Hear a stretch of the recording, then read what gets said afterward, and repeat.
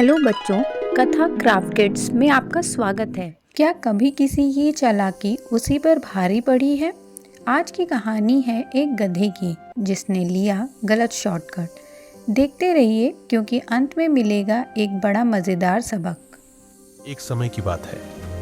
एक छोटे से कस्बे में एक मेहनती व्यापारी रहता था। वह रोज सुबह अपने गधे पर नमक की भारी बोरी लादकर पास के गांव में बेचने जाता।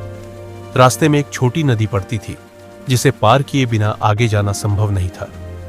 गधा सीधा साधा था पर थोड़ा आलसी भी। रोज भारी बोरी ढोते ढोते वह थक जाता।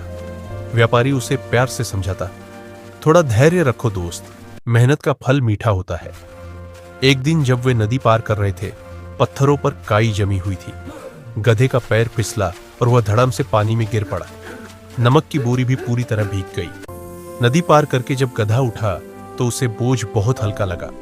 नमक पानी में घुल चुका था। गधे को यह बहुत अच्छा लगा। वह मन ही मन खुश हुआ। अरे, ये तो बड़ा आसान तरीका है। व्यापारी ने सोचा, चलो आज किस्मत खराब थी, और घर लौट गया। अगले दिन फिर वही सफर शुरू हुआ। जैसे ही नदी आई, गधे ने जानबूझकर संतुलन बिगाड़ा। बोरी फिर भीग गई, नमक घुल गया और बोझ हल्का हो गया। अब यह रोज का खेल बन गया। नदी देखते ही गधा पानी में बैठ जाता। व्यापारी को बात कुछ अजीब लगी। उसने ध्यान से देखा और समझ गया कि गधा चालाकी कर रहा है। व्यापारी मुस्कुराया, ठीक है, आज नहीं तो कल समझ आएगा।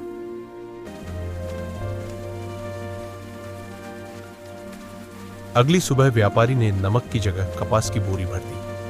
बाहर से बोरी बिल्कुल वैसी ही दिख रही थी। गधे ने सोचा, आज फिर मजा आएगा। नदी आते ही वह पहले की तरह पानी में बैठ गया, लेकिन इस बार कुछ अलग हुआ। कपास ने पानी सोख लिया और बोरी कई गुना भारी हो गई। गधा उठने की कोशिश करता रहा, पर बोझ इतना भारी था कि वह हिल भी नहीं पा रहा था। बड़ी मुश्किल से नदी पार कर पाया। अब उसकी चालाकी का सारा मजा किरकिरा हो चुका था। गधा थका हारा और शर्मिंदा था। उसने समझ लिया कि हर बार चालाकी काम नहीं आती। व्यापारी ने प्यार से उसके सिर पर हाथ फेरा और कहा, ईमानदारी और मेहनत ही सही रास्ता है। उस दिन के बाद गधा कभी पानी में जानबूझकर नहीं बैठा। वह चुपचाप अपना काम करने लगा। देखा बच्चों, ज़्यादा चालाकी कभी कभी मुसीबत बन जाती है। चालाकी और शॉर्टकट हमेशा काम नहीं आते। मेहनत और ईमानदारी ही सच्ची सफलता का रास्ता है। If you enjoyed the video, please like, share and subscribe for more stories. Thanks for watching.